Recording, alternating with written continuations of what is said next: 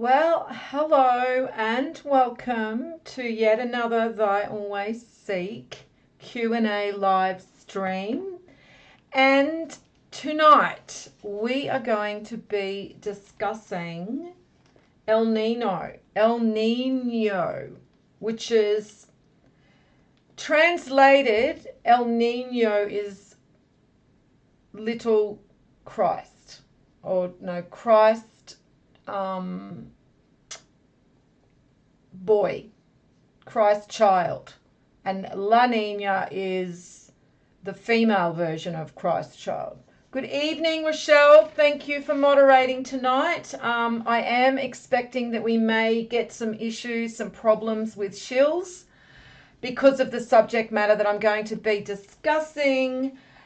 They don't really care when I'm discussing. They do sometimes. I mean, we do get our troublemakers, but normally when I'm discussing the esoteric knowledge, it's nothing that they really care about, because to start with, not many people are interested in esoteric knowledge in the first place. And then those people that are interested in esoteric knowledge are normally brainwashed into the New Age movement or Christianity. And so the tiny little, percentage of people that actually move outside of those two brainwashing areas is so small. I mean, they wouldn't even really probably care. I mean, they wouldn't like me putting out this knowledge, don't get me wrong, but they would not see me as any real threat, because my audience for the esoteric knowledge is very, very small. So that is not any threat to them whatsoever. And as I said, most people that find this knowledge just see it as a novelty and nothing more than that anyway. But we're not going to be talking about the esoteric knowledge tonight, guys. We're going to actually be talking about the El Nino, and that is because the mainstream media have really been beating up this El Nino. And I think that's because they know that this is going to be quite a severe El Nino. And we're going to basically look into all of the connections regarding what is causing El Nino and why we can probably realize that it is going to be quite a strong El Nino, and why they probably know this too, and they're already gearing up to play the climate change card with this El Nino. So as I said, El Nino, when translated, is, I'm pretty sure it's Christ, little Christ in the male, and then La Nina is little Christ, or in the female. So just go and look at that and clarify that, because I looked it up years ago, and it is something to do with little Christ, and in the male and female gender. So I find that interesting that they will name these weather phenomenons little Christ. I mean, because we know, guys, it all goes back to the esoteric knowledge. It all goes back to the spiritual nature of mankind and of our existence in the universe. And that is what is going to be the catalyst for all of these major earth shifts that we are now going to see escalating. And we've already started seeing them escalating. And of course, they're going to use the excuse that it's us causing all of these changes. And look, I was already warning about these changes escalating like 12 years ago. Okay, that is how I literally started my YouTube channel. It was the earth changes that I started investigating and looking into that basically led me to the esoteric knowledge, because that's where all of this was pointing to, all of the mythology that was warning us about these major changes that we could expect, and literally spelling it out, telling us what we could expect with these changes, flooding events, temperature anomalies, earthquake activity increasing, volcanic activity increasing. I mean, this was left in these mythologies and these prophecies, because they knew at the end of the cycle, of the great year cycle, as the ether starts to permeate through the physical plane, that that is going to make huge changes. And it's all because the sun is changing. And now I've already done a video in regards to the sun and the correct model of the sun, not the model of the sun that the establishment has tried to, brainwash into believing, but the true model of the sun, and how these changes on the sun are going to affect us profoundly. So let's start looking further into some of the research that I've been doing. So basically what I'm going to bring you today, and you'll already see that I've got some diagrams that I have taken from NOAA and NASA and all of the agencies in regards to the anomaly, the heat signatures that have indicated to them that we are now going to experience a El Nino, okay, and that is going to greatly change the weather patterns all across our planet. And so basically what I am going to show you in this video is that these anomalies that are warming the ocean are not atmospheric anomalies initially. So the narrative was that it was man-made activity that was increasing the temperature of the planet, and that was actually heating up the ocean, and then the ocean in turn was creating these weather events because the ocean was hotter than normal. Okay, so that's the narrative they've been pushing. It's changed. Okay, it's changed to not really using the label global warming anymore. It's changed to climate change, and they're now starting to slowly reveal the truth of what triggers El Nino, and I'll get into that a little more as we progress through all of the information that I have here. Now, just before I begin, I am going to be triggering the YouTube algorithms big time here. Okay, I am in danger territory now that I am starting to talk about this subject matter.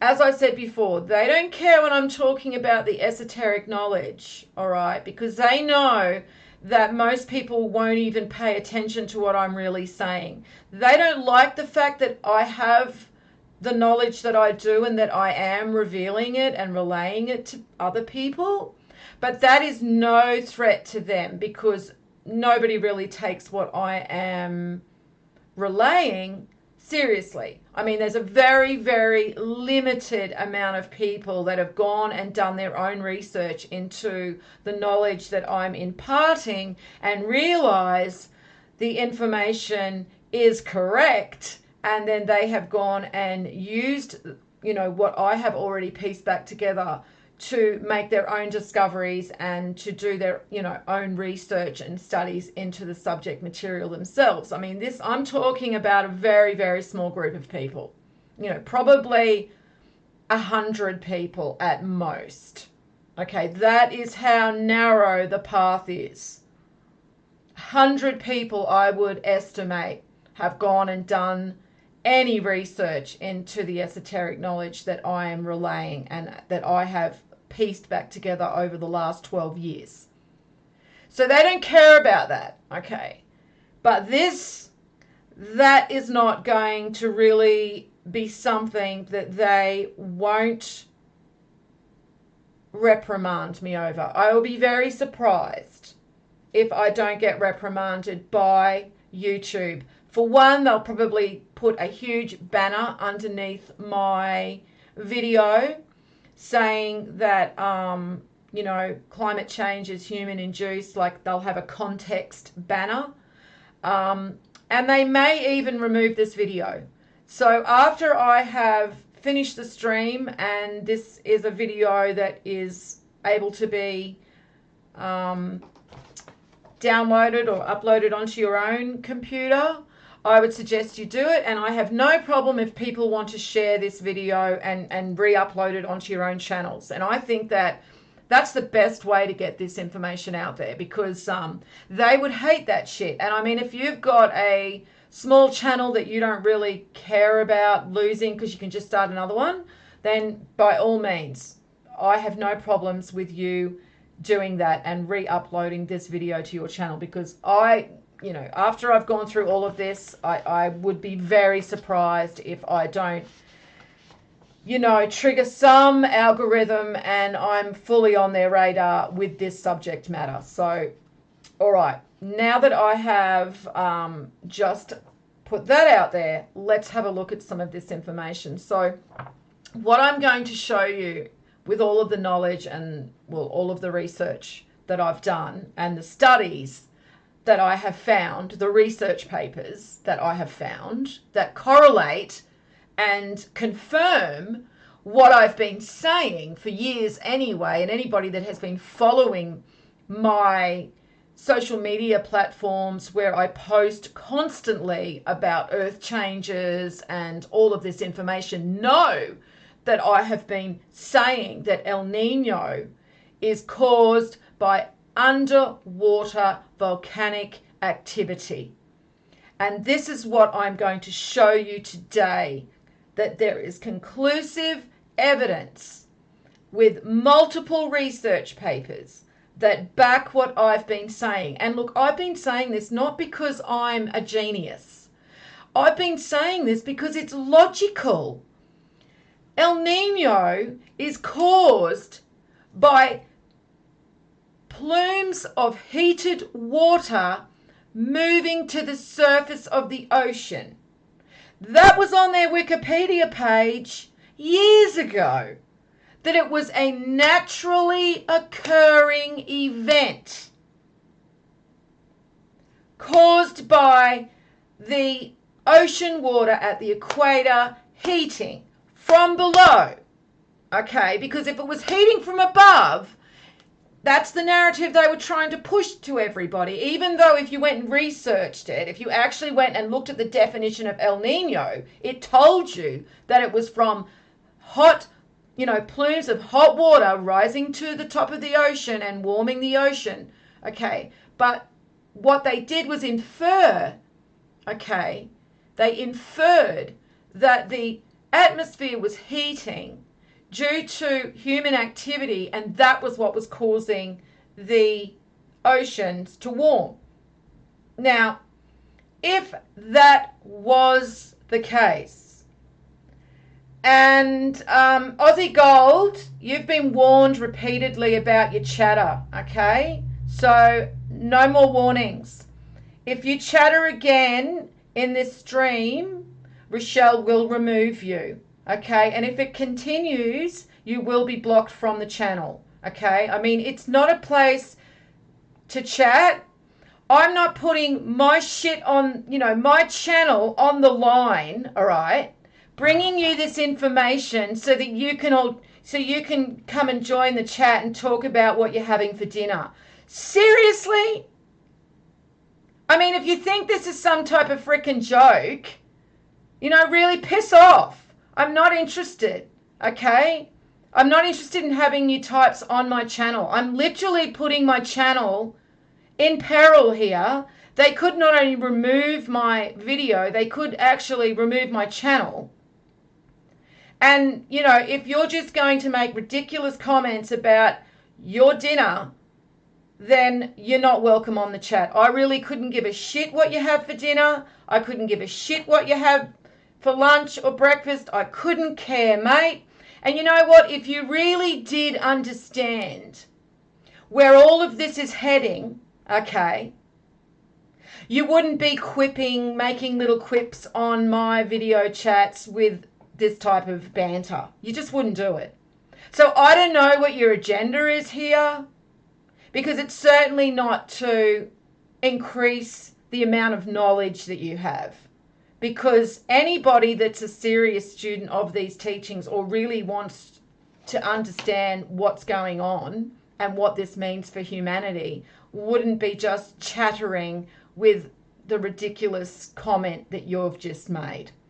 So, first and last warning on this chat, okay? I'm not putting my channel on the line so that people can just chatter with bullshit.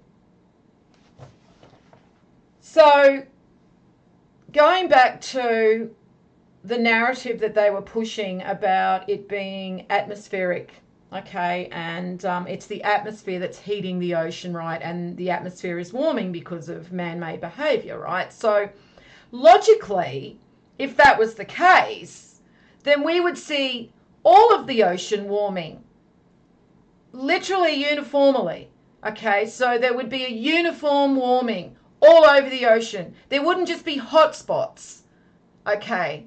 Particular areas along the equator that are heating up and other areas that aren't really heating up at all.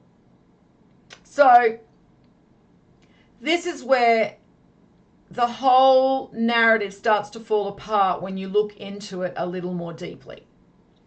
So that's what we're going to do tonight. We're going to look into it a little more deeply, and we're going to pull apart their bullshit narrative that it's atmospheric and it's the atmosphere that's causing the oceans to warm, okay? And then that is creating weather, severe weather and changes and shifts in the jet stream and the weather patterns. Okay, so let's begin, shall we? Right, now, to start with, I first saw all of this information about the El Nino on the Google News. So I go onto Google News every day and I just go scroll through and see what's, the latest news events. I mean, really, I don't bother going and looking at several different news sites, because anything they want us to know, they are going to blast it through Google News so that they make sure that we see it. Okay, so rather than going and searching out all of this, different media outlets, I just go to Google News, I scroll Google News, I see what the main propaganda for the day is going to be, and you'll see this yourself. All of the other news media platforms will latch on to whatever the narrative is of the day, and then they'll all push it. They'll all start basically publishing the same story. Okay, so we do have a ministry of truth, guys. Okay, we literally have a ministry of truth that feeds all of our news outlets what is going to be discussed for the day or the week. Sometimes stories only last a day, sometimes stories will last a week, and then sometimes there are events, the earth changes that they can't ignore, okay, that they have to do stories about, because people will wonder when these earth events are happening, these earth changes are happening, or these severe weather events are happening, why it's not being reported on, okay? So I was scrolling through Google News and I saw Severe Weather Europe. Now, Severe Weather Europe is a propaganda propaganda platform, okay? They push the propaganda of global warming and climate change, all right? This is going to be setting off so many algorithms. Just in my head, I'm just thinking, how all the words I'm using, and, if an algorithm was like picking it up, and even saying the word algorithm, the algorithm is going to pick up the algorithm. It's so funny how they're doing that. I mean, look, we have to even think in these, it's so telling, all right, that we can't even talk about this information without worrying about being censored, okay?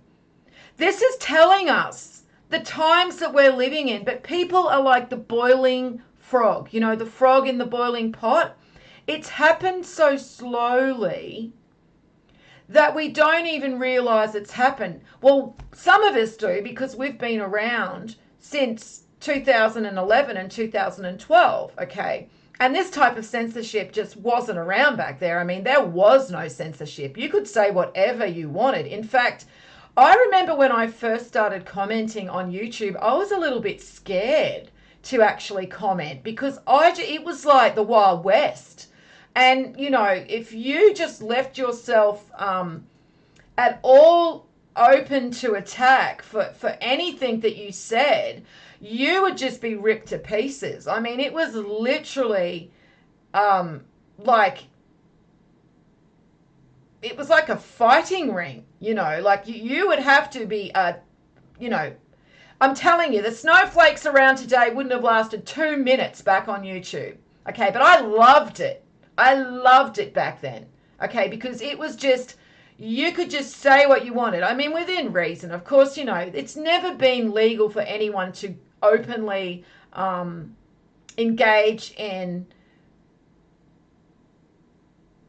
aggressive behavior as in threatening people. Okay, that's not what I'm talking about. It was like you would just be slayed on YouTube for anything that you like. If somebody disagreed with you, they just were not backwards in coming forwards and saying how they felt, you know, swearing, the whole thing. There was no censorship whatsoever. Fast forward it to now, and it's just mind-blowing that we can't even talk about. I mean, my whole channel was literally dedicated to earth changes and me not believing or agreeing with the government agencies. That was literally what all of my initial videos were pretty much about, until I started seeing a correlation with mythologies and the esoteric knowledge, because everything originates from the ethereal. And of course, when you start studying and researching enough, that's where you're going to go if you're not afraid to follow the truth, to follow the connections. Okay, a lot of people don't want to do that. A lot of people get to a certain point and they don't want to go any further because they don't have the courage to step into that side of the equation. But if you don't, then you'll never fully understand what's happening. And I'm telling you now, those in control of our world, they fully understand what's happening. Okay, they fully understand the esoteric knowledge. All right, they know full well that people like me that are talking about all of this type of information are not insane, because they have all of this type of information and they've hoarded it away, and they know exactly what's approaching us, which is why they've created these little narratives blaming us for these shifts and changes that are now happening, to a point where they can no longer just deflect away from it, which is what they used to do when I used to bring out videos showing all of these anomalies and these strange weather occurrences. Back then I was basically told I was dreaming, you know, that it was like normal, that I was just seeing things. Like now it's, you know, it's admitted. Oh, yes, there's definite weather patterns changing. Oh, there's definite changes happening on the sun. Oh, there's definite changes happening with the weather. Yes, there's all these changes that are happening. I mean, now they're saying it. But back then, they weren't admitting it. Okay. So the fact that I have to worry about being censored, worry about this video being taken down, tells you everything. Okay. Tells you everything about the type of society we have now entered into. And it's one where we're completely controlled by Big Brother, okay? They have full control over us, which is why I normally laugh when people say we have freedom. Oh, we still got freedom. You're free to pay your bills. You're free to pay your rent. You're free to pay to exist, okay? But you are already in their digital gulag. We are already in their digital prison. Okay, they just haven't closed the door on us and turned the key yet. Oh, the door's still open. We're in here willingly. Okay. If we all made a run for the door right now and refused to be part of this digital system that we have allowed ourselves to be locked into, then fine, yeah, we probably would have a choice or a chance to escape. But do you think everybody's going to do that? We need the 95% of everybody on board with this. Do you think that's ever going to happen? When people are literally paying for shit with their freaking watch now, or paying for shit with their freaking phone? We are done, okay? Put a fork in it. Over. So all I can do is get out this information to those people who are interested.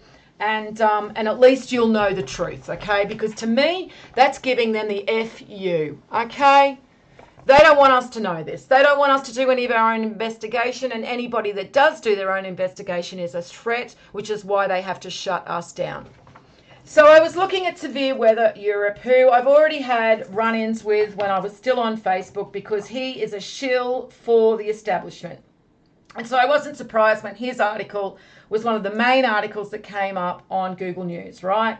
So I started reading through it, okay, and I wasn't surprised at all. While he had some pretty good graphics, you know, with all the data that he got from, you know, NOAA and NASA and, you know, all of the, you know, meteorology platforms, that's awesome, okay, that's great.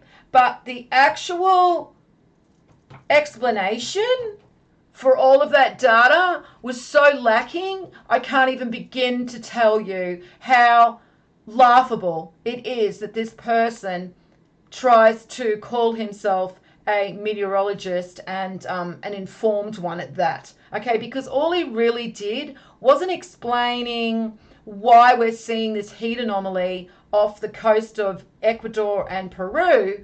Oh, no. He was just too focused on talking about little catchphrases like the ENSO and the SOI and how they were important and how they were predictive of the El Nino that was now, they are proclaiming is going to happen, okay, with certainty. So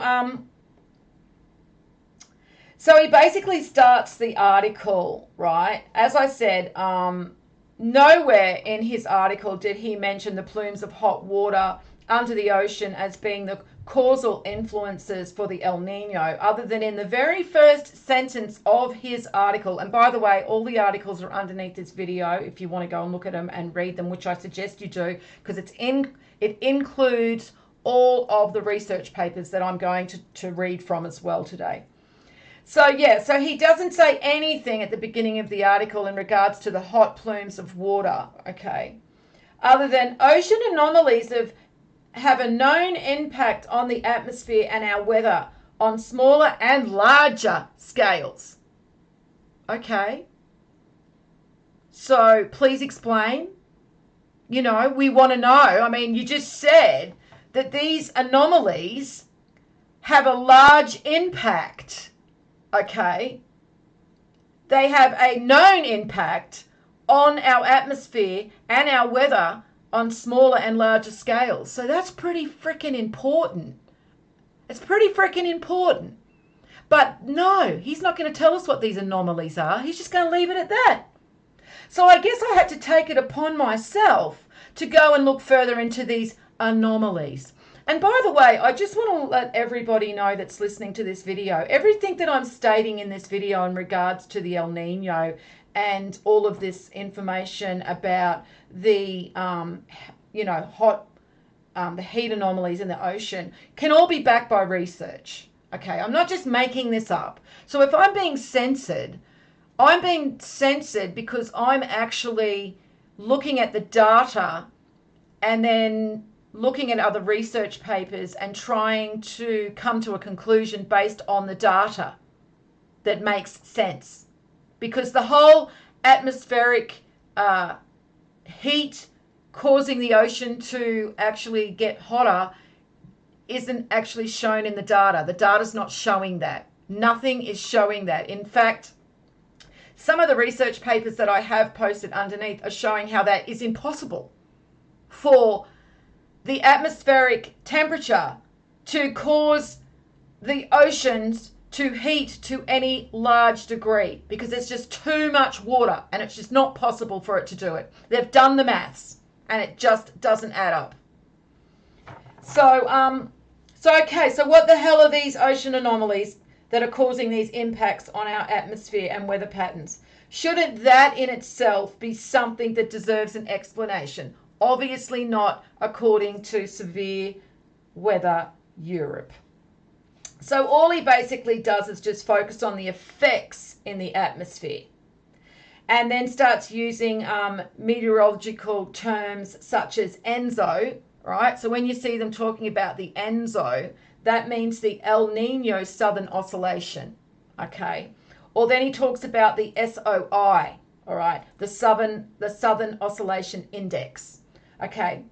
So basically all he's using is all of these fancy words about ocean temperatures, the effects that the ocean temperatures have on the atmosphere, basically the low pressure systems and the high pressure systems. And then they use these fancy little terms like ENSO and SOI, and most people just, their eyes glaze over and they don't go looking any further than that. Okay, we're going to look further than that. So, yeah, so he's just basically going on to say about how the ocean temperatures affect the atmosphere temperatures, and the atmosphere temperatures affect the weather systems due to pressure systems which are created by hot and cold air. That's it, guys. There's no rocket science involved here, okay? Literally, our weather patterns are caused by hot and cold air, and the interaction of hot and cold air changing pressure, okay? So this is from the UK Met Office, right? Areas of high and low pressure are caused by ascending and descending air. As air warms, it ascends, leading to low pressure at the surface. As air cools, it descends, leading to high pressure at the surface. That's it, guys. Hot and cold. That's it. That's what's driving our weather patterns. And when they change, it changes the pressure changes the weather patterns. Okay? And then it's just like a loop that forms with certain weather patterns, okay, that causes other weather patterns. But it all starts with our ocean, because it's our ocean that is driving the temperature of our atmosphere, okay? So, interestingly, I see that BBC has put out a video in regards to the El Nino. And of course, it's again inferring that it's man-made climate change, all right? And I've got the BBC video on the pictures that I'm showing, okay? So you can see, and it's also linked underneath, right? And so this is interesting. This is interesting. And this is where you start seeing that the narrative is changing, okay? Because when you look at that data that I'm showing you, you can clearly see off the west coast of South America, okay, from Ecuador down to Peru, you can clearly see that there is a heat anomaly pushing heat out into the ocean. You can clearly see that, okay? You'd have to be blind not to see that. But how many people even actually open up those articles and then go scroll through and look at all of the data? They don't, okay? Most people just listen to the BBC or CNN or, you know, Fox News, whoever, all right? All of the propaganda outlets, and don't look any further, all right? They'll have a little bit of a spray in the comments section about what their opinion is, you know, whether they believe in man-made climate change or whether they don't believe in man-made climate change. And their opinion is so important, of course, you know, because, you know, giving our opinion on YouTube and social media is really going to change everything, isn't it? I mean, it's just so important that, you know, we get to say what we believe, you know. That's going to just make, I mean, sorry guys, but it just makes me laugh when I see people like, they actually give their opinion as though they're giving advice, you know, to the subject. Like somebody's going to come along and read it and go, oh, look, Joe Blow just said this. Oh, look, okay, let's change everything and do exactly what he's saying because he's got the answers. Anyway, so the BBC video, you've got to listen to this because it is very telling. Okay, so word for word, what the BBC presenter says at the beginning of the news video is this: the naturally occurring phenomenon sees warmer water come to the surface in the Pacific Ocean, which pushes heat into the atmosphere, and it affects weather all over the world. Let me just repeat that for you guys, okay? The naturally occurring phenomenon sees warmer water come to the surface in the Pacific Ocean, which pushes heat into the atmosphere, and it affects weather all over the world. Can somebody tell me where in that description of El Nino, and here you go, it's on the screen now. This is the video I'm talking about. Breaking news, guys. Everybody start running around and being scared. They've just called El Nino. Horribly severe weather patterns are going to start, flooding and all of these horrible things. But look underneath the video what YouTube have put there. They've put a huge context banner with climate change. And then they're saying that climate change is man-made. So he's literally just told us at the beginning of that news video that it wasn't man-made, that El Nino is actually a naturally occurring phenomenon that is triggered by warmer water coming to the surface of the Pacific Ocean, pushing heat into the atmosphere and affecting weather all over the world. See how they work, guys. See how they work. Now, I laughed at that story, and I think I made a comment about it somewhere on that video, and someone, and the shills came out straight away, you know, and they were like, no, it's because, you know, global warming and climate change, man-made climate is going to make it worse. Well, there is no way to know which weather patterns are being caused by man-made activity and which weather patterns are being caused by water being pushed up, hot water being pushed up from the ocean because of volcanic activity increasing. So how can they say that it's man-made? Which, this is what they're going to say, guys, you know, when all of this really severe weather starts, because this is going to be pushing all of this hot air up into the atmosphere. Okay, the oceans are warming now, pushing up this hot air, and that's going to cause all these pressure changes that are going to basically trigger, you know, flooding events. I mean, we're already seeing flooding events in Ecuador, okay? Beginning of the year, they've had massive flooding events there since the beginning of the year, okay? Because this heating has been, you know, evident since the beginning of the year. Even before then, it's been started. But they've just been watching and watching and watching, waiting for it to calm down again. Because as we know with volcanic activity, it sometimes starts escalating and then it calms down again. Okay, we just saw this with Kilauea in Hawaii.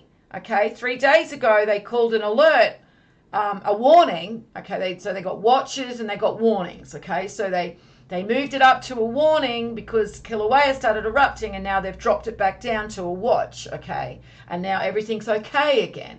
All right, so that's why they don't call it El Nino straight away. And then they lie and they say it's because of they're waiting for the right atmospheric conditions before whether they know it's an El Nino. Well, the only reason they know that there's going to be the right atmospheric, you know, conditions with the oscillation and all of this, you know, these indexes that they use is because the volcanic activity underneath the ocean continues to happen, pushing hot plumes of water to the surface, which in turn continues to heat the atmosphere, which continues to then change all of these pressure and this oscillations, you know, index, which then they call the El Nino. So they've been waiting to see whether this is going to continue, and obviously it has continued, and they've had to call it El Nino because it's not stopping.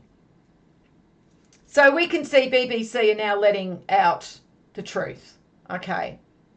They're letting us know the truth. But then we're getting two different messages. We're getting the reporter telling us what El Nino is, but then we're getting YouTube telling us climate change is man-made. And so see, there's this opposite message, there's two messages. It's what they do.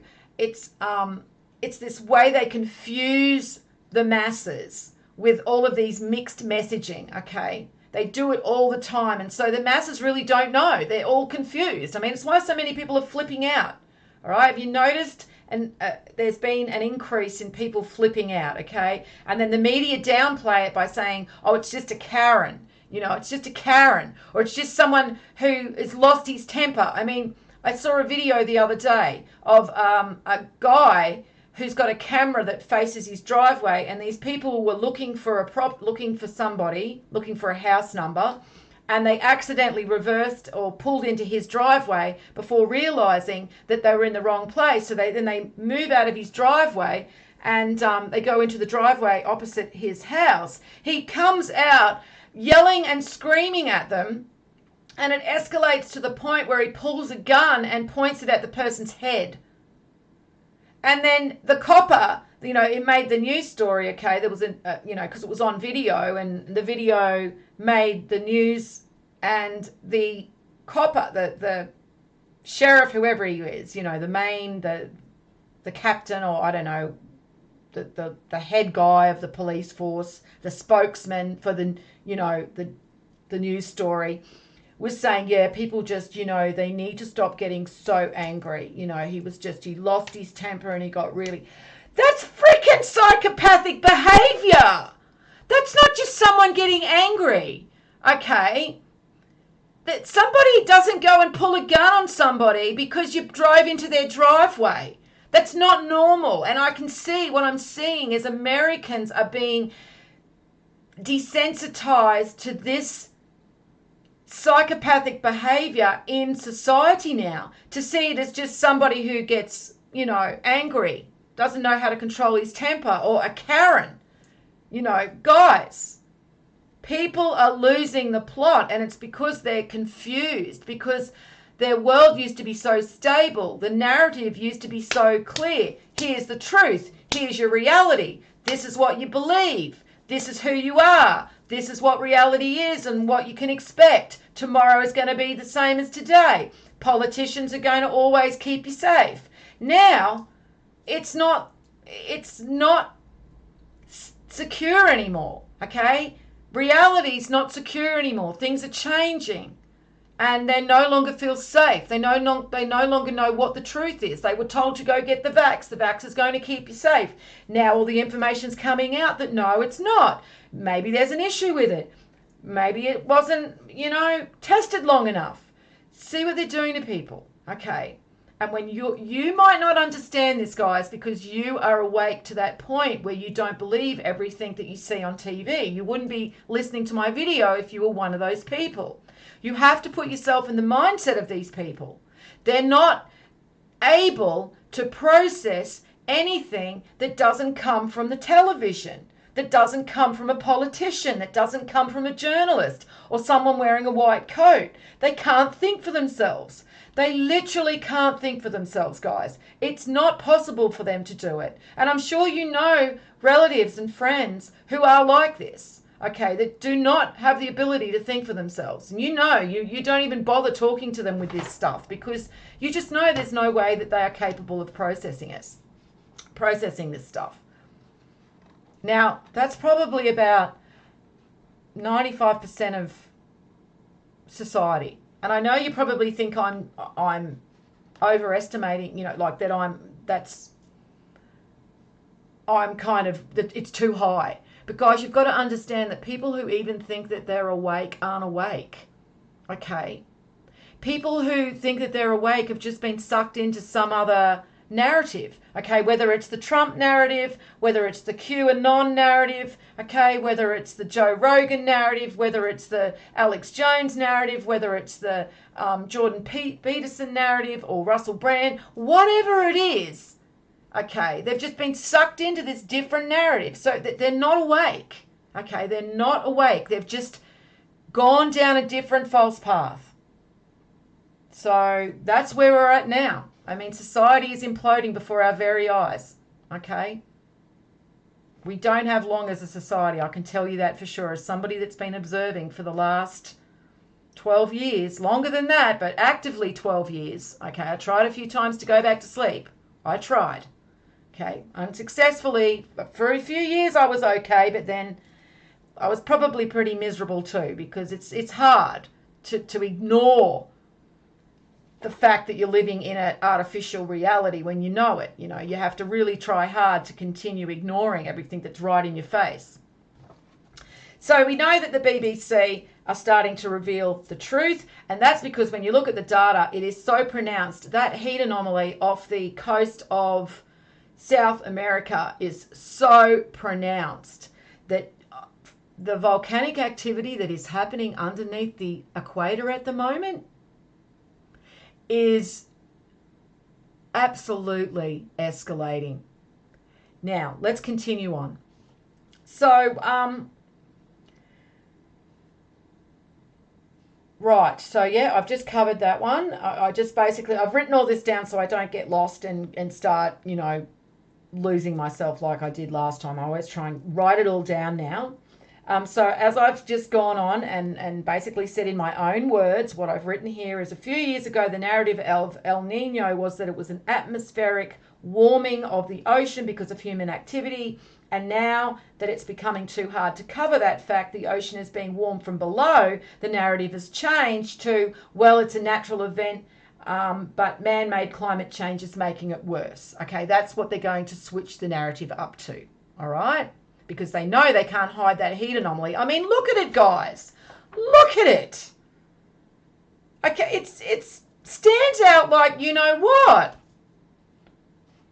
So,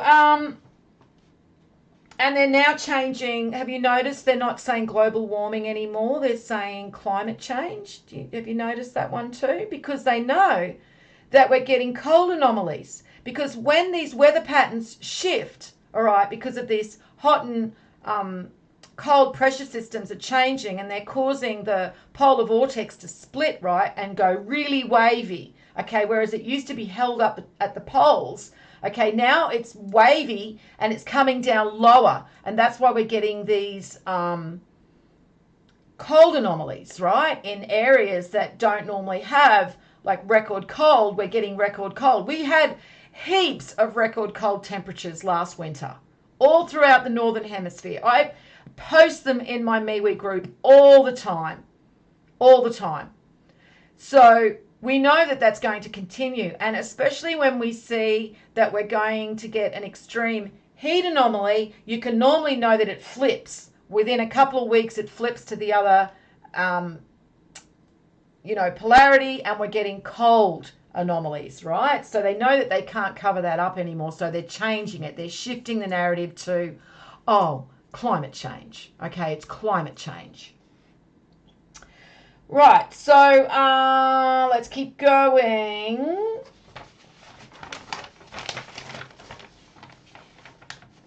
Right, so let's look back at NASA's definition of El Nino as well. El Nino occurs when warm water builds up along the equator of the eastern Pacific, and that the warm ocean surface warms the atmosphere, which allows moisture-rich air to rise and develop into rainstorms. Notice how they don't say why the water's warming at the equator? Notice, see how clever they are with the way they word things, okay? It's just like magically warming at the equator, guys. Wow. Unreal how that happens, isn't it? It's just so amusing to me that the people that accuse those who believe in a creator and that who are interested in the spiritual side of everything, blame us for being like unscientific and magical thinking, and yet when you look at their science, it completely hinges on magical thinking. Okay, especially atheists, all right, because apparently the universe was just created just because magic. I mean, they can't tell you how. It just magically came into existence. Exactly. I mean, it's laughable. Right, so, okay. So, Notice where they said along the equator. So let's go and look along the equator, shall we? Since they're not going to tell us why the water is warming along the equator, I think that we have to go and look to that for ourselves and get our own answers because, well, obviously we can't rely on the establishment agencies that our taxpayers are paying millions and millions and millions of dollars to actually give us this information. We have to go and find it for ourselves. Right, so if we have a look along the equator, okay, let's see if we can find some elevated volcanic activity that's been happening recently. So that's what I did. So because I was looking at Ecuador, because that's where the heat seems to be streaming out from, the east coast, the west coast of Ecuador, right, and down to Peru, I thought, let's go and have a look. So I had a look at Ecuador, and I found that one of the volcanoes in Ecuador, the Cotopaxi volcano, has elevated in activity and has produced about 8,000 earthquakes since October last year, a figure equivalent to 1,600 events per month, which is an increase of 146% above the normal activity. They have known that the activity has been increasing with this underwater volcanic, eruptions since last year. I think since the beginning of 2022, to tell you the truth. Okay. But they have, it takes a lot of time to warm the ocean to the level where it's going to start affecting the atmosphere. As you can imagine, all of this water that's warming underneath has to move and gradually come to the top of the ocean, to the surface of the water. And then that has to heat enough that's going to push it into the atmosphere. So we can be talking easily 6 months to 12 months to more that we're going to start seeing the knock-on effect of elevated volcanic activity underneath the ocean. So let's go and have a look at that, shall we? So if you have a look at the map of South America, and just off the west coast of South America, you'll see something called the Galapagos Islands. So I thought, well, let's have a look and see if the Galapagos Islands have registered an increase in any tectonic or volcanic activity. And surprise, surprise, last year, Wolf Island, which is one of the islands of the Galapagos Islands, and it's called the Wolf Island volcano, started erupting after 7 years of being quiet.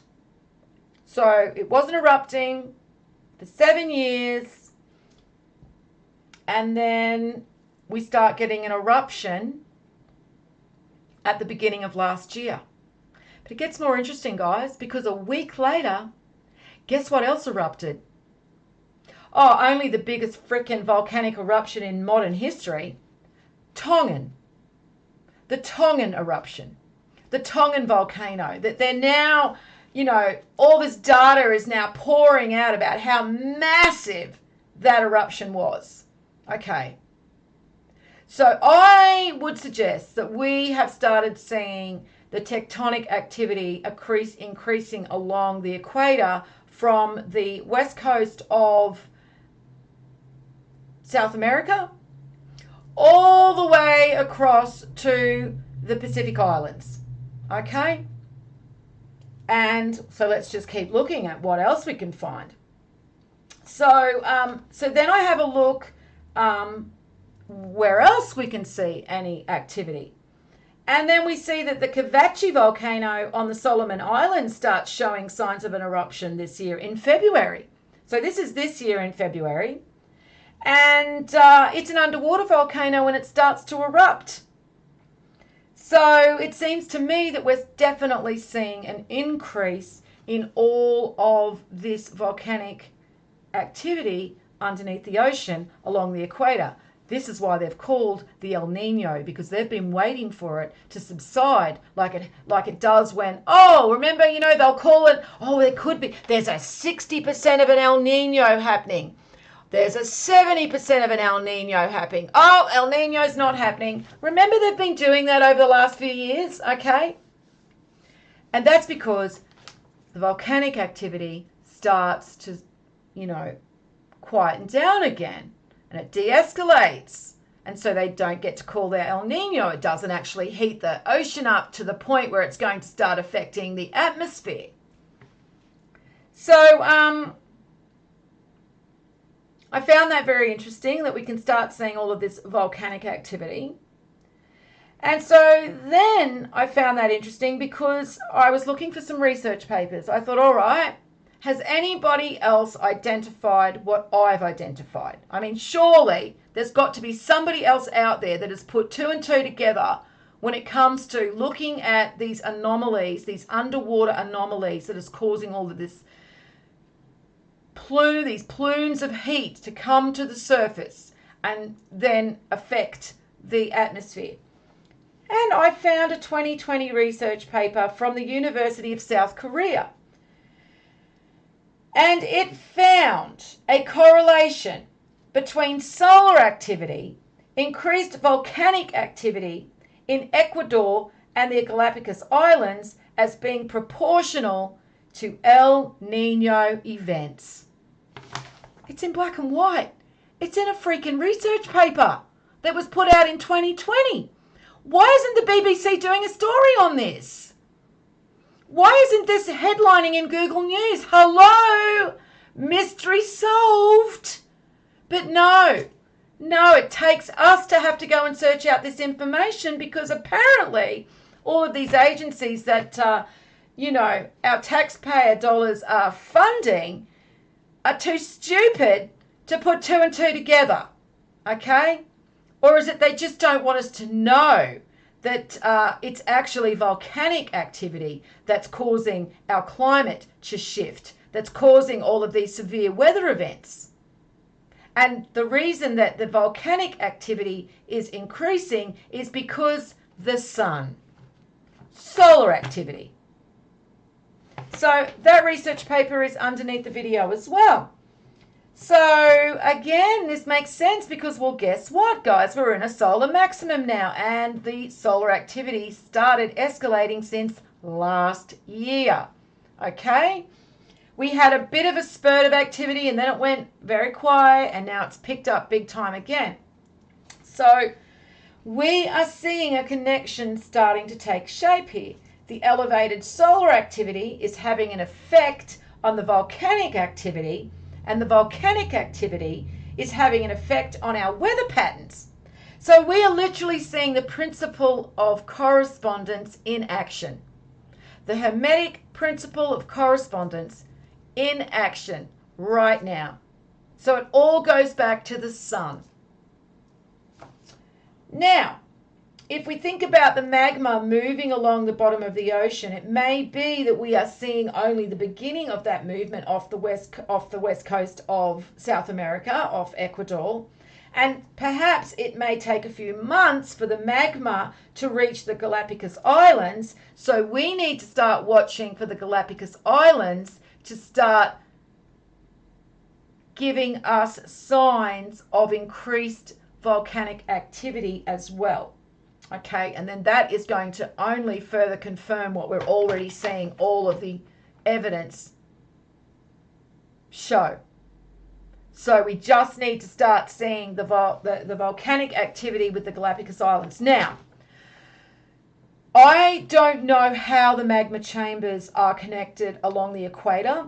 They definitely are connected from what we can see so far, because we can see activity that's happening off the coast of Ecuador is also connecting to activity that's happening in the Solomon Islands, activity that's happening with the Tongan volcano, activity that's happening with the Galapagos Islands. I mean, all along the equator there, since the beginning of last year, we've seen an escalation in volcanic activity.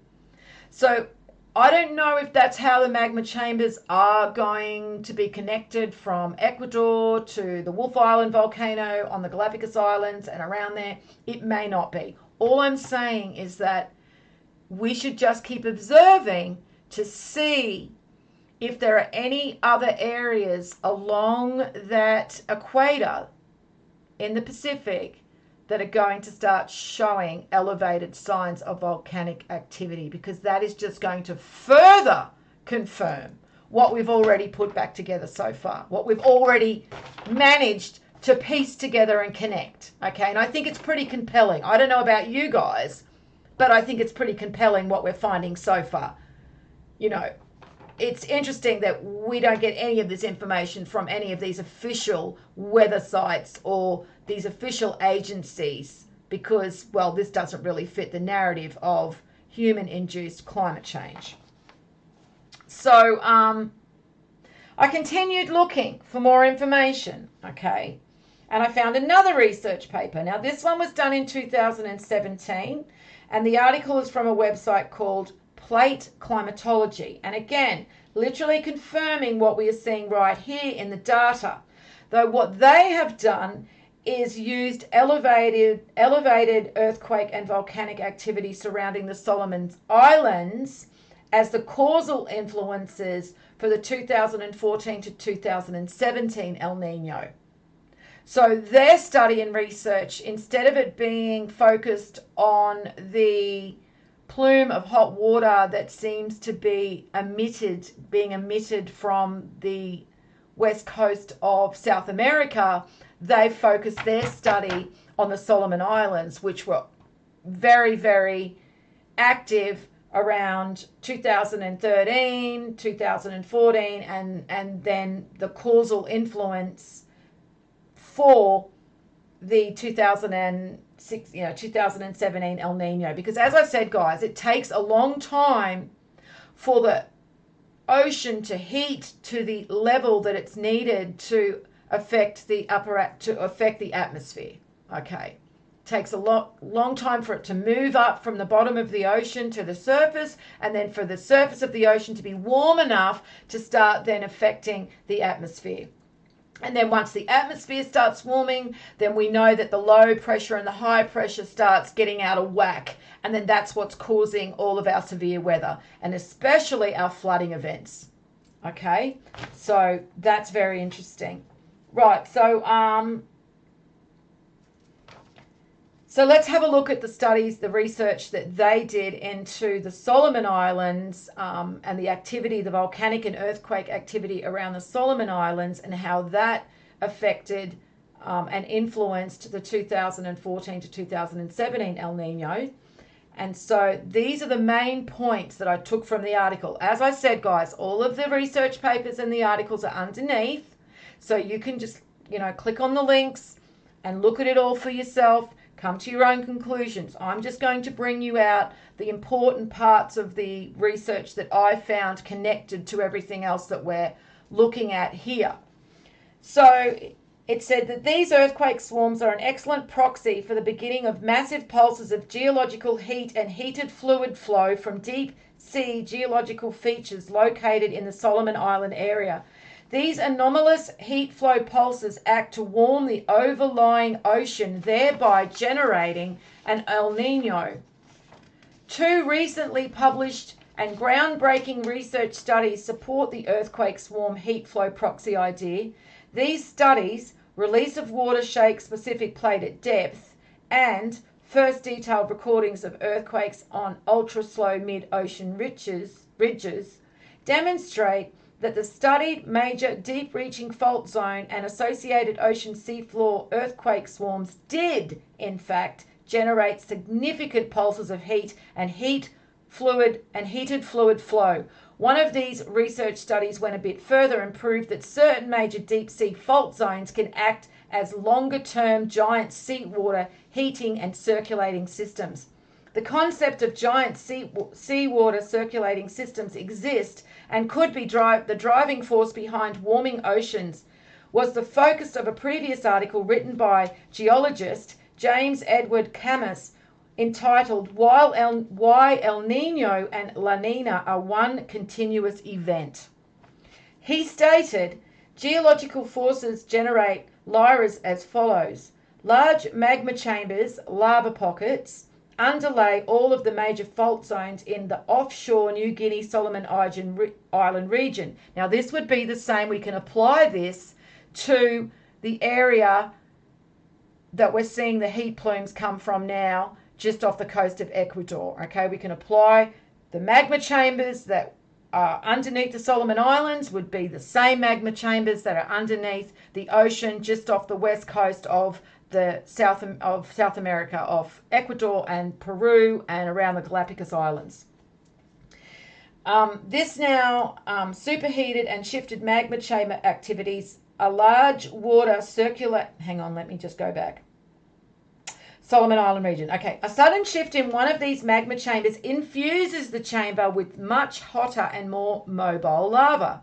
This now superheated and shifted magma chamber activates a large seawater circulating system in rock layers adjacent to the fault by fracturing and faulting the rock layers, filling them with pressurized and superheated seawater.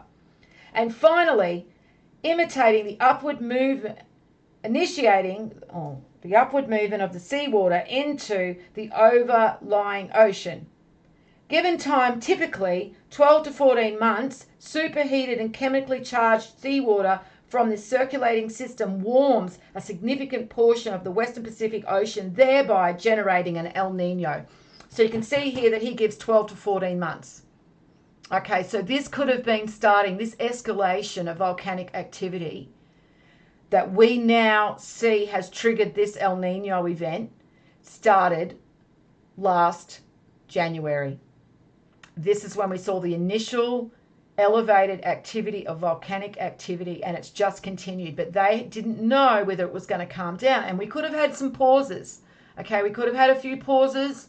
That's why they haven't called it, because they've been watching. I mean, they would have sensors all over the ocean floor, okay, that we don't even know about. They know exactly what's going on. And so they've just been waiting until they cannot deny it anymore, okay, till it's absolutely, it can't be denied. And then, of course, they call it El Nino because they know that this volcanic activity has just continued to the point where the upper levels of the ocean are now warmed enough to basically affect the atmosphere and heat the atmosphere. So let's keep going. The eruptive nature of El Nino ocean warming is this is more from his article, right? The eruptive nature of the El Nino ocean warming is interpreted as direct evidence. The eruptive nature of El Nino ocean warming is interpreted as direct evidence that geological and not atmospheric forces generate El Ninos. Okay? It's not atmospheric. That's not the causal influence of what is causing El Ninos.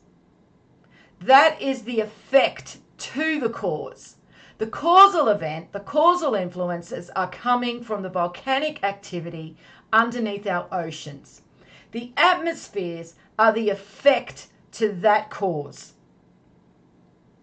That's because El Nino ocean warming does not occur in a uniform fashion. Instead, it occurs in very distinct bursts and pulses that can be characterized as eruptions.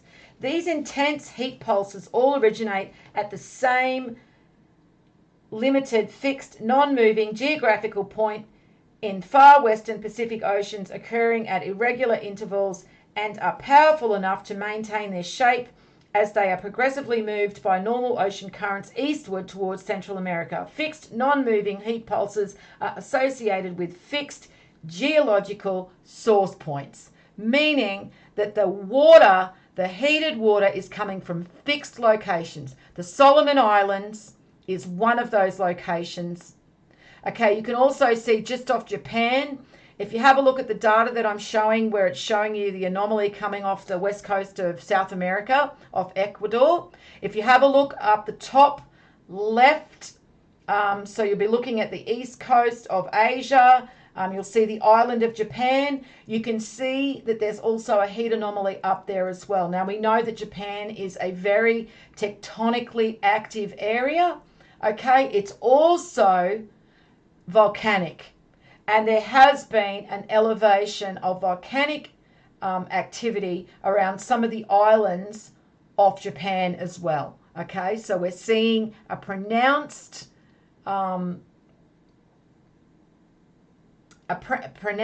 escalation in volcanic activity off Japan as well. Okay, so that's what he's saying, that it's not this atmospheric causal event that is triggering an El Nino.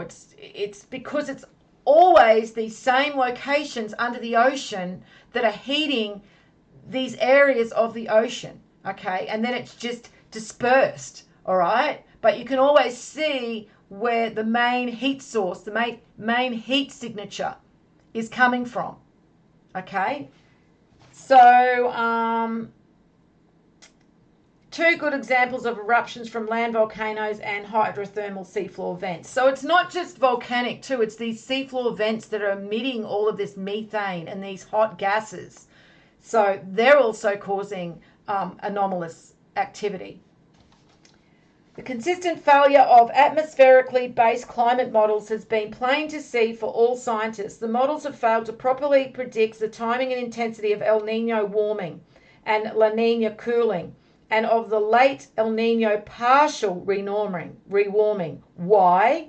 The basic reason is that the climate scientists have for years been computer modelling changes in the atmospheric and oceanic data incorrectly, assuming that this data was directly related to the root cause of the El Ninos.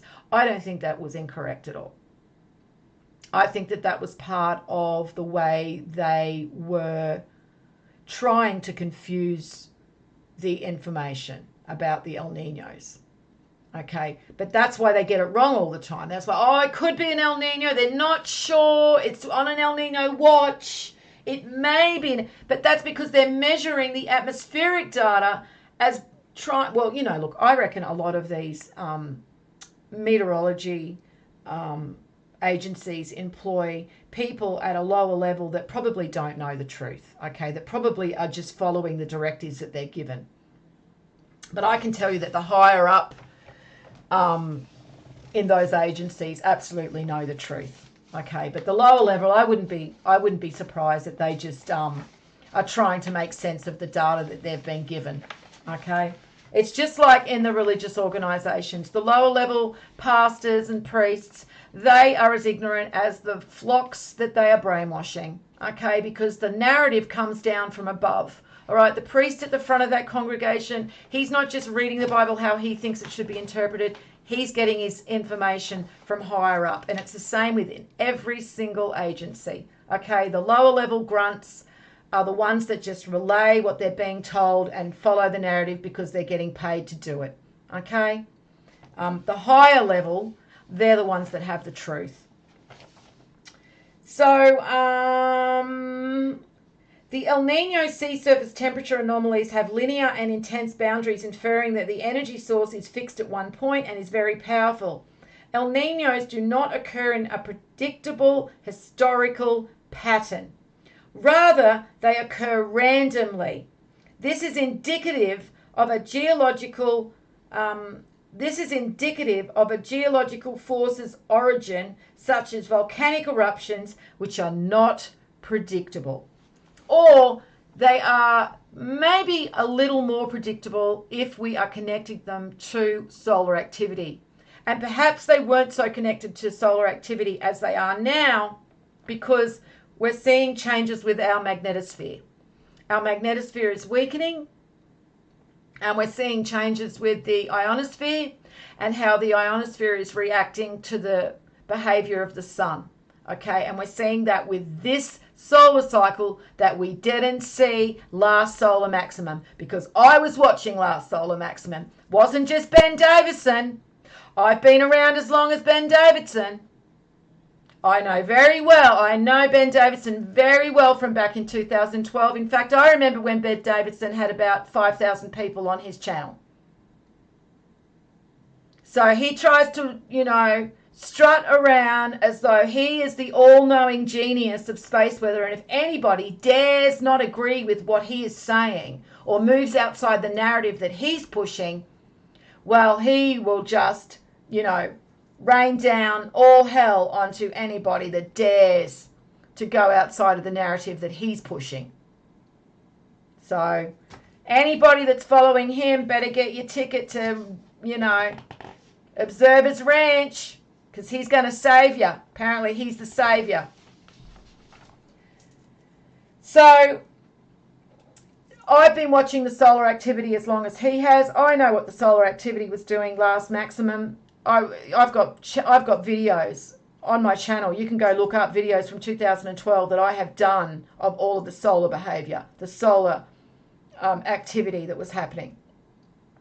And I can tell you that this solar maximum is very different to last, and especially the way that we have linked up and are now connected to the sun atmospherically, meaning that when the sun makes the slightest little change or escalation in solar flux, say we get a small M flare, our upper atmosphere is ionizing straight away. In fact, I've got a screenshot of some data where it shows that we just had a small little C flare. I don't even think it was an M flare, and straight away our upper atmosphere was ionizing.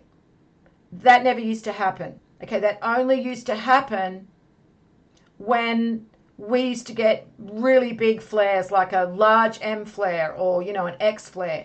Then we would see an ionization, not with these tiny little flares. And our upper atmosphere is constantly ionized at the moment. Every single day I check that data, and every single day we are seeing ionization of the upper atmosphere. In fact, spaceweather.com just put out some information about the ionization, the ongoing ionization of our upper atmosphere. So as you can imagine, when something is ionized, it means that friction is occurring. Okay, it's like it's being electrically charged, and we know when something's being electrically charged, it warms. Okay, this is the data that I'm talking about. You can have a look at the small little flare that we can see now. It's just a C flare, and then look down at the ionization that we're getting on the top of our atmosphere. So we're seeing that all the time, and in fact, you see that color that you can see, that's happening all the time. So that only used to happen when we got a large flare, okay, a strong flare. We're seeing, even when it's flatlining, if you were to go and look at the solar data right now on I follow SolarHam, and it's been flatlining for the last few days. We haven't even had really, we had an M flare, I think yesterday. But other than that, it's been very quiet. You will see that we've got ionization happening on the top of our atmosphere. So as I said, ionization means that it's warming, okay? And so this is what spaceweather.com put out. Now, spaceweather.com is written by Dr. Tony Phillips, who's an astrophysicist, used to work for NASA, okay? And he basically puts out all of this information on his website every day about all the latest space weather news, okay? So on the 3rd of June, he puts out this information in regards to the ionization of our upper atmosphere. This is after I've been observing this ionization for the last 3 months. Finally, it's addressed. It's only taken them 3 months to address this. So this is what they put out, right? A series of geomagnetic storms in 2023 has pumped terawatts of energy into the Earth's upper atmosphere, helping to push its temperature and height to a 20-year high. Air surrounding our planet is now touching satellites in Earth orbit and dragging them down. Blame the sun, says Martin Milnazak of NASA Langley. Increasing solar activity is heating the top of our atmosphere. The extra heat has no effect on weather or climate at Earth's surface, but it's a big deal for satellites in low Earth orbit. Can you believe that he's actually said that? That come out of his mouth. That the upper atmosphere, the temperature of the upper atmosphere has no effect to our climate or our weather. Does that even sound logical? Milnazak is an expert on the temperature up there. For 20 years, he's been using the SABRE instrument. Oh, they always have these great names for their instruments too, don't they? On NASA's TIME satellite to monitor infrared emissions from the thermosphere, the uppermost layer of the atmosphere. Right now, we're seeing some of the highest readings in the mission's 21.5-year history, he says. If current trends continue, the thermosphere will warm even more in 2023 and 2024. This is a matter of concern because Earth's population of active satellites has tripled since SpaceX started polluting the upper atmosphere, launching, I added that bit in. Launching Starlinks in 2019 and growing the constellation to 4,100 Starlinks now provides internet service. Oh yeah, because he's doing it for internet for farmers. That's why he's doing it. He's not contracting it out to the US industrial military complex. No. He's not contracting those satellites, that network, that sky network of satellites out to the military at all, is he? Oh, actually, he is.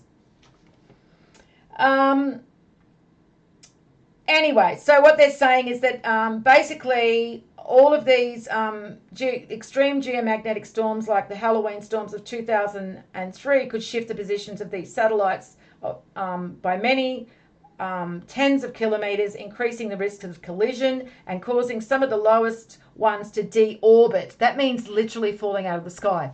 So if you start seeing more of these videos where you see like a whole heap of objects coming into our atmosphere and burning up, okay, they look like a trail of meteorites, it's probably satellites coming out of orbit, deorbiting because of this upper atmosphere warming that we are now experiencing.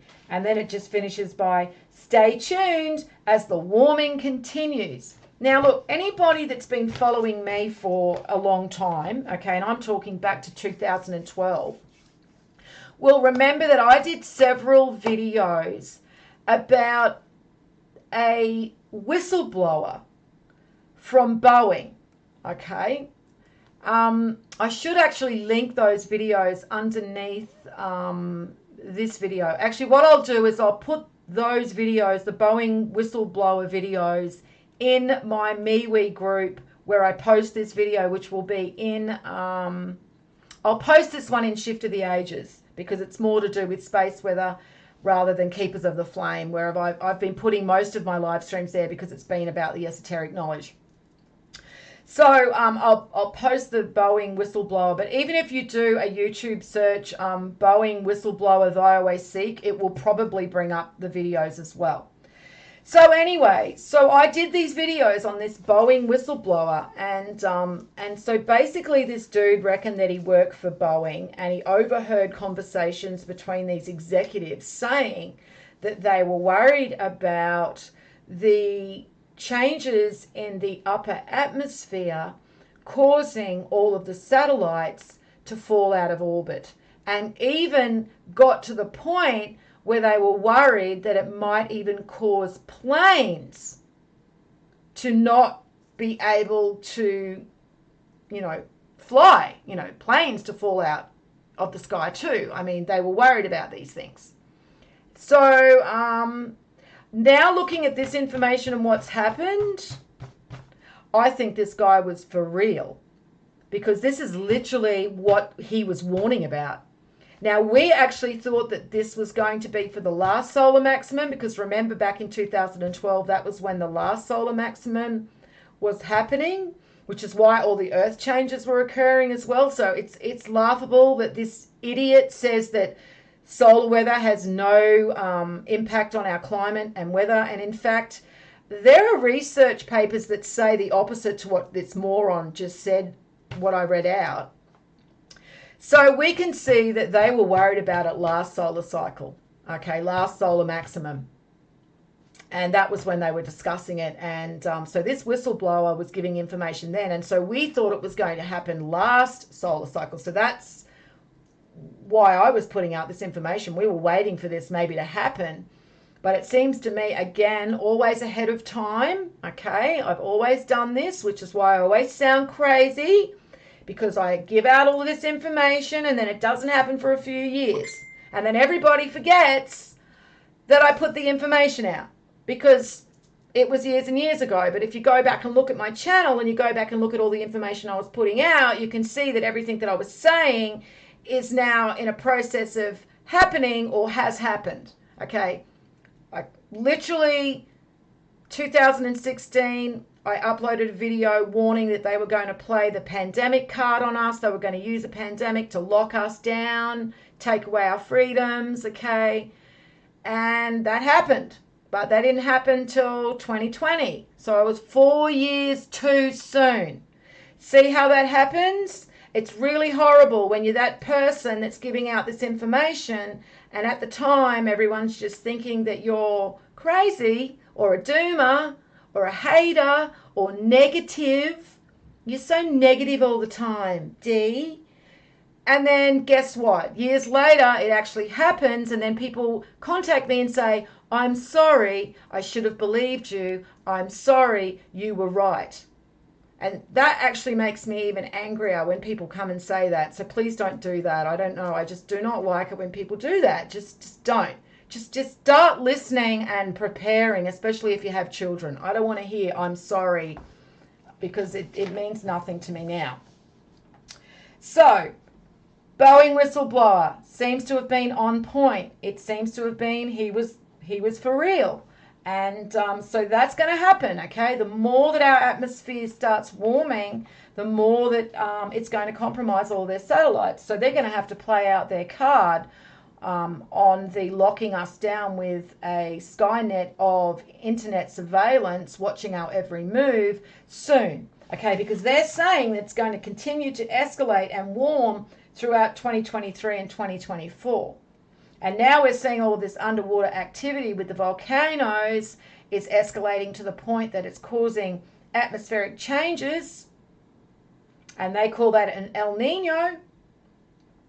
So we can now see that there are shifts that are tangibly visible to us now, guys. Okay, you don't need to just rely on me telling you. You can actually see them with your own eyes. NASA is actually putting out information saying that satellites are going to deorbit because the upper atmosphere of our planet is warming. Now, they are bullshitting when they say that it was because of these severe geomagnetic storms that we had. Hey, we had severe geomagnetic storms last solar maximum, and that didn't cause the upper atmosphere of our planet to continually warm for 3 months, okay, to continually ionize for 3 months, what we're seeing now, okay? So there's changes that are happening. We also know our magnetosphere is weakening, okay? That's another thing that we can identify that's happening, that we can measure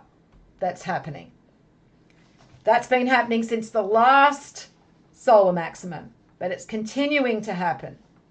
So we can actually see that these changes are taking place, and that could be why we're seeing more of this volcanic activity, because we are now, it's like we are electrically connected to our sun, okay? And so any solar activity is charging up our planet directly, and we can see that now in the way that the volcanic activity is increasing as well.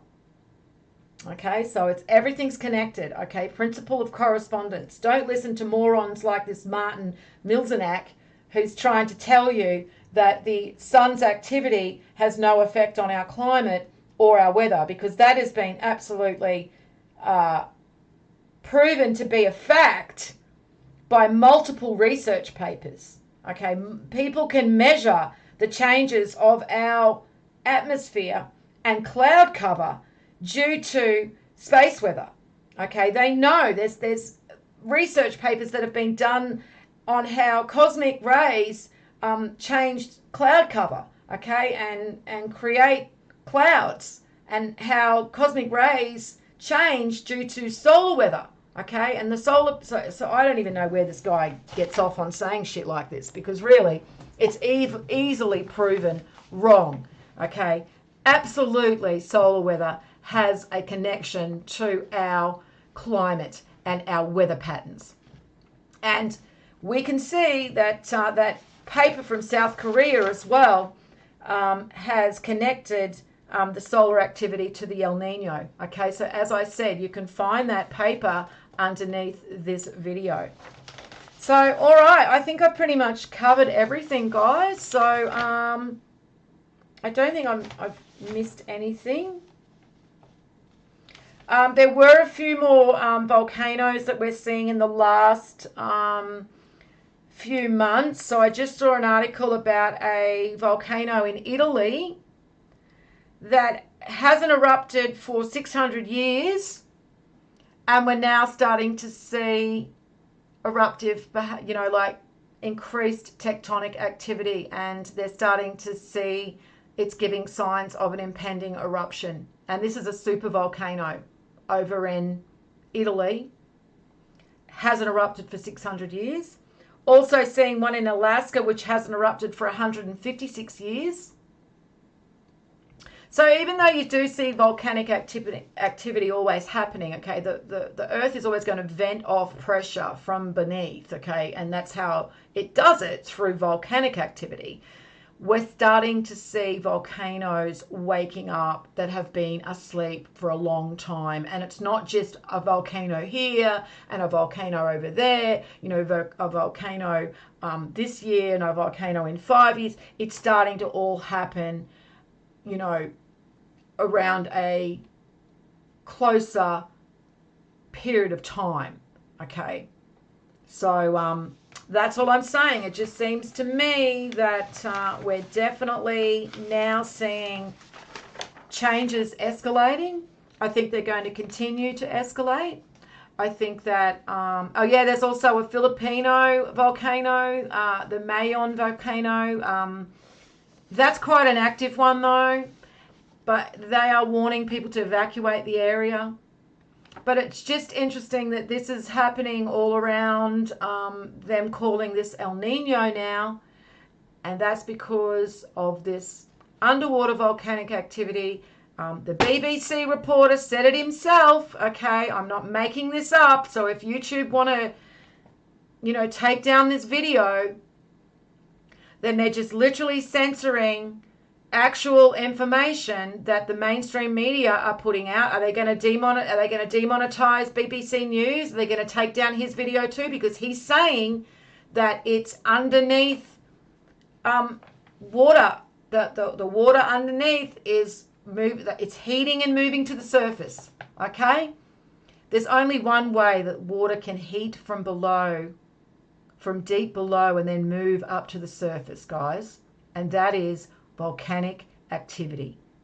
Magma is moving underneath our planet. It's moving to the seafloor, and then that in turn is creating these plumes of hot water that are moving to the surface, and in turn heating the surface of the ocean water, the surface of the ocean, and then that is heating our atmosphere, changing the pressure of our atmosphere, and then causing severe weather, okay, causing unusual weather patterns, okay? We're going to get lots of rain events. We're going to get lots of flooding rain events. We're going to get some areas that they are not actually getting any rain at all. There's going to be drought, okay? And then they're going to use that as an indication of man-made climate change. Okay, learn how they're working, guys. All right, learn to see how they are using what's happening to form their own false narrative and blame us for these events that are natural. And these events are happening because we're at the end of a cycle. We're at the end of the great year. We're in the last degree of the Iron Age. We're moving towards the Ragnarok. We're moving towards the apocalypse, the Armageddon, whatever you want to call it, the tipping point, the crack. the shift. Okay, I've gone over this in many different videos. So go back if you're just new to my channel. I've got videos about the great year. I've got videos about the changes that we can expect to happen. And this is all connected. Okay, all of this stuff is connected. The physical is connected to the spiritual. And that's why people are confused sometimes that I'm doing these videos about these physical events, these weather events, these geological events, when I'm a channel that's got esoteric knowledge, and they get confused. But you're somebody that does esoteric stuff and you're all about the spiritual. Yeah, it's all connected. Okay. The physical is an extension of the spiritual. The spiritual is the cause, the physical is the effect. And we are now seeing that take place, and we will see it escalate. And I can tell you they're going to start playing their card. This is just the calm before the storm, literally, in the way that they're playing their political shit show. Don't be lulled into any false sense of security. Shit is coming down the line, and it's closer than you think. We are going to experience a financial shit show like you've never seen. A global financial collapse is coming, and then that is how they will consolidate their power, and that is how they will lock us down completely, and we will be dependent upon them for everything, because they're going to bring in communism. It's going to be the Great Reset, but probably not exactly how they've shown us it's going to be with the WEF, because they never play it out exactly how they tell us they're going to play it out. It will happen, but it won't be the catalyst that, it won't be in exactly the same way that we expect it. It's always going to be a blind side, because that's how they work. But it's coming, guys, okay? And these events, these changes that we're seeing now, that we're visibly seeing, it's not just me saying it anymore. It's not just me saying, it's coming, guys. This is gonna, I'm saying it's here. Look, it's happening. They can see it happening too, and they've got better data than I have. I mean, I'm only just seeing what they can't hide from us anymore. Imagine what they've got, okay? So everything's timed. Everything's a matter of timing with them. And they're running out of time, because things are going to get so unstable that they're going to lose control of the physical kingdom that they have created, okay? It all hinges on everything running perfectly. We start getting massive events to do with weather, ruining crops, earthquakes, constantly, destroying cities, and all of these events that they continually have to, insurance companies aren't even insuring homes in California anymore because of the fires, which I do not believe were natural, but it's just an indication of where we're going, okay? It's only going to be a matter of time before those types of, situations with insurance companies happen in other areas, because it's flooding all the time. It's flooding. I'm not going to insure your crop anymore. Your crop keeps getting flooded and destroyed. We're already facing food shortages in certain areas. They've destroyed the food chain, the supply chain, sorry. They've done that on purpose, all by design. I've said this before. The pandemic card was literally a beta test to see how well they could lock us down and how compliant we would be, where the problems would be with us being locked down, how many people would not consent, how many people would rebel, how we would take to being digitally tracked, as well as using it as a way to put a spanner in the cogs of the economic system and destroy the food chain, destroy the supply chain, and destroy the manufacturing, slow China down. China is slowing, okay, and China is literally the engine, the manufacturing engine of the world. And when they slow, it's going to be a domino effect everywhere, and it's all part of their plan, okay? China's in on it, Russia's in on it, Ukraine's in on it, USA's in on it, Canada, UK, Germany, France, okay? They're all in on it, all right? It's a big stage show, okay? They're all just pretending that they're against each other, all right? And it's a big stage show. And they're all in on it. And it's really them against us, okay? So we've got to stop seeing each other as the enemy, and we've got to start identifying who really hates our guts, okay? And it's them. They see us as useless eaters, and they want to destroy what they can't inherit, and they want to destroy God's creation, and that includes us. Because we are the greatest creation of God on the physical plane. As it says, we are created in the image of God. It doesn't mean that God's a human. It means that who we are is the pinnacle of how God experiences himself through the physical creation that he's created, the material world. So, yes, that is where we're at now, guys. It's all heading to there. That's why it's important that we pay attention to the earth changes, because that is what is going to force their hand. And their hand's being forced right now, let me tell you, because they are looking at that. And I love it, because to me, I see that meme where the guy's just sweat's pouring from his head and he's shitting himself, because that's literally what they're doing, because they know they're on a time frame.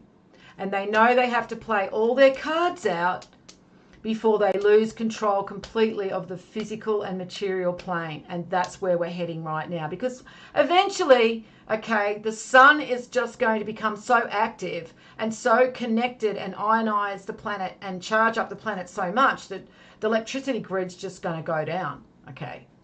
I mean, I don't doubt that they'll take the electricity down as part of their reset. Okay, I think that will happen, but there will be a time where they don't have a choice, okay, that it's out of their hands, and that the electricity grid will be taken down, okay, because it just will not function anymore with the amount of electrical charge that we are experiencing.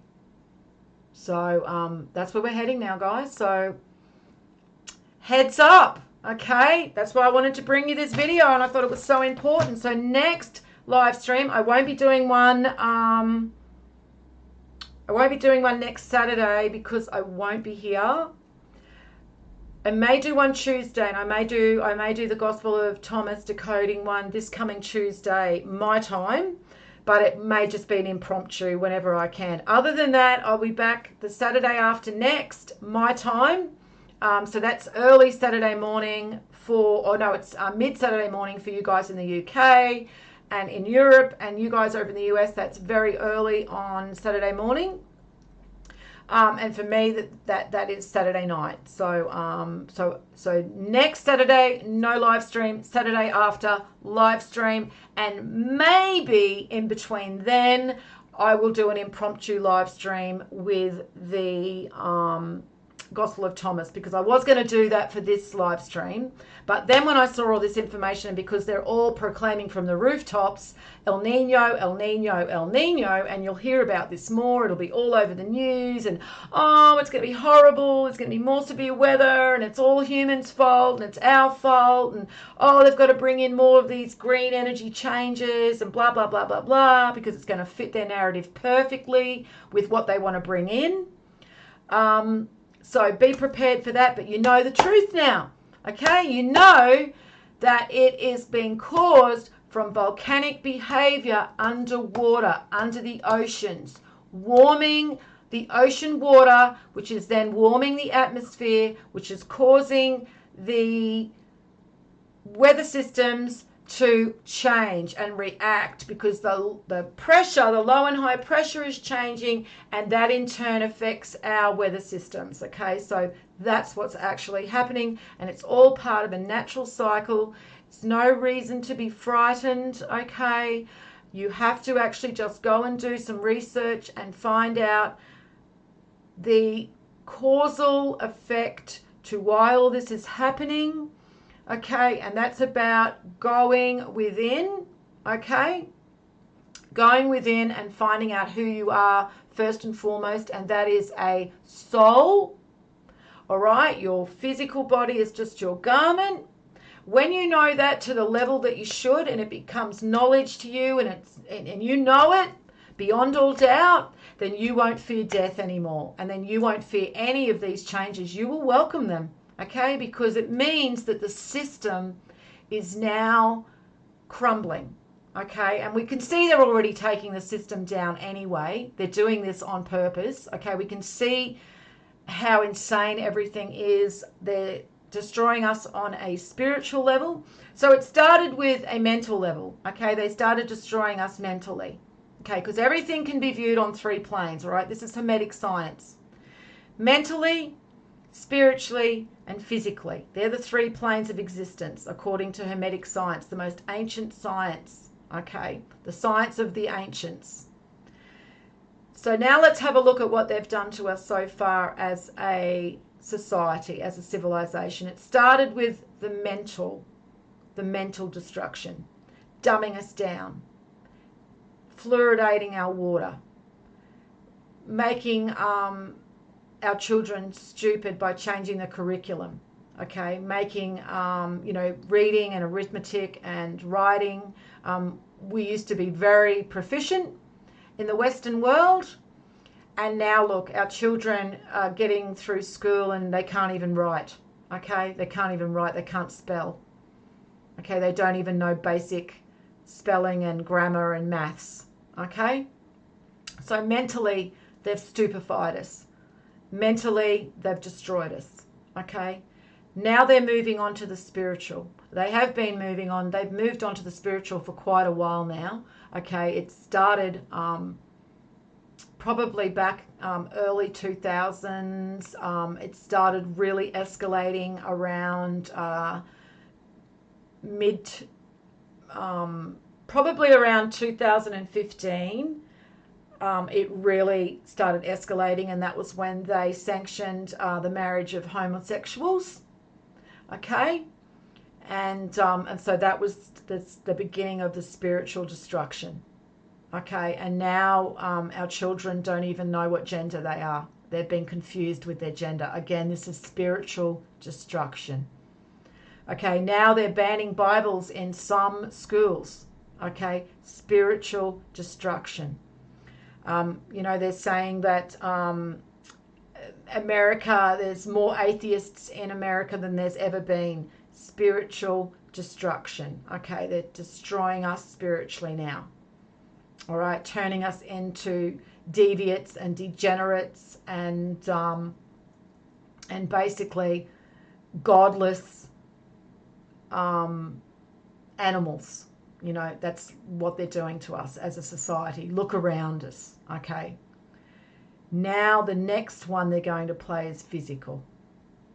That's the next thing they'll destroy. And so that is why I know that they will definitely play the nuke card. All right, that'll be the last card they play, because of course they know, okay, once that we've hit the nukes, there's no coming back from that. But they're going to play that last because they want to remain in power as long as they can, okay? They want to remain in power over the physical as long as they can. When they play the nuke card, that's the last card. Right, there is no other card after that one because they're going to lose complete power. But they'll play that as their last FU to God, to the Creator, and they will destroy what they can't inherit. So that's where we're heading now, guys. All right, so we just need to build our house on rock and not on sand. And that means going and utilizing that God-gifted intellect that you have been provided to go and find the knowledge for yourself, okay? Only you are responsible for your soul and for your knowledge gathering and intellect. You can't rely on anybody else. It's helpful to get some direction from others that may have put some pieces of the puzzle together, but you have to put the rest of the pieces of the puzzle together yourself. You can't rely on somebody to just tell you what to believe, because it'll always just stay a belief. For it to go into that really deep down knowing at that real core deep level, you have to actually go and do the research and study for yourself. It takes time, unfortunately, and you're running out of it. You're running out of time. Okay, we are on a time limit now, and so get cracking. That's all I can say. You know, don't get caught up in all the politics. Don't get caught up in all the white noise and all the, oh, Trump's just been indicted and all of this bullshit. It's a stage show. They're doing it to distract you. They don't want you to go and find out about your soul. They don't want you to go find out about your creator. They don't want you to go find out about the truth of what's really happening and why we're seeing all these earth changes now and why there's this escalation in, you know, activity and, you know, the earth changes escalating. They don't want you to know that, okay? They want to keep feeding you all of this disinformation. So you need to unshackle your brain from them and go and look at real knowledge. And that means going and seeking out the actual ancient texts, the ancient sciences like Hermetics, Kabbalah, the scriptures. Read all the scriptures, not just the Bible. Read the Quran. You know, read it all. Read the Nag Hammadi Gospels. Read the Colburn Bible. If there's two scriptures that I can tell you that you should have in your library, is the Nag Hammadi Gospels and the Colburn Bible, the two scriptures that they've tried to remove from the internet. Okay, they won't give the Colburn Bible a Wikipedia article, and they never mention the Colburn. The Catholic Church don't have any problem about talking about the Book of Enoch. Okay, they don't have any problem. Find out the scriptures that they won't talk about at all. The Colburn and the Nag Hammadi Gospels. Okay, they don't even like to mention them. They don't even like to bring them up. And that is because these texts were modern discoveries. They were hidden for a long time. Don't worry about that. And only discovered in recent times so that the Catholic Church couldn't bastardize them like what they've done with the Bible. Okay, Catholic Church have bastardized that Bible in, you know, so many times over the last 1700 years, right? And unless you know how to read the Bible properly, you won't know where they've actually bastardized the verses. You have to go and do the work looking at all the other texts first and all the other esoteric knowledge, the Kabbalah, symbolism, okay, all of that, the philosophies, Hermetic philosophies, okay. You won't understand the scriptures properly until you do that. And then when you understand how to read the scriptures properly, because you've done the work and researched all the other esoteric tools, you'll be able to see where the Catholic Church have bastardized the text. Because you don't throw the baby out with the bathwater, okay? You don't completely ignore the Bible because you know that they've actually been editing parts of it. You just need to find, you know, learn how to see where they've actually changed and edited parts of the Bible, and they've been doing it. Okay, I mean, we're talking about people that were burning humans, all right, about 500 years ago. Okay, same people. Catholic canon is how all the Christians interpret their Bible. I don't care if they admit it or not, you know. Otherwise, it's just a coincidence that they just interpret the Bible the same way the Catholics do. Oh, okay, one says by grace, one says by works. One says the Sabbath is a Saturday. Some say the Sabbath is a Sunday. I'm not talking about that. I'm talking about the core interpretations of the Bible are all the same between the Catholic Church and every single Christian sect, except for the Jehovah's Witnesses, who are the only ones who do not worship Jesus as God the Father.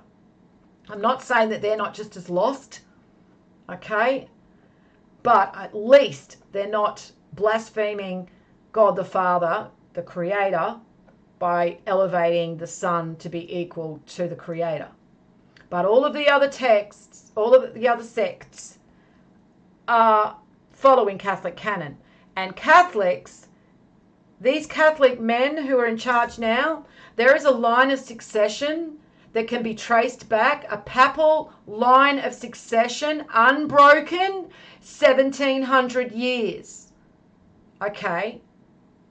So you cannot say that whoever 5 popes ago, 6 popes ago, they were burning humans and it's okay now. Don't worry about it.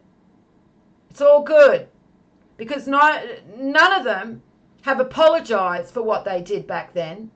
None of them have been brought to justice because they're the same evil shit stains on humanity they were back then, they are now.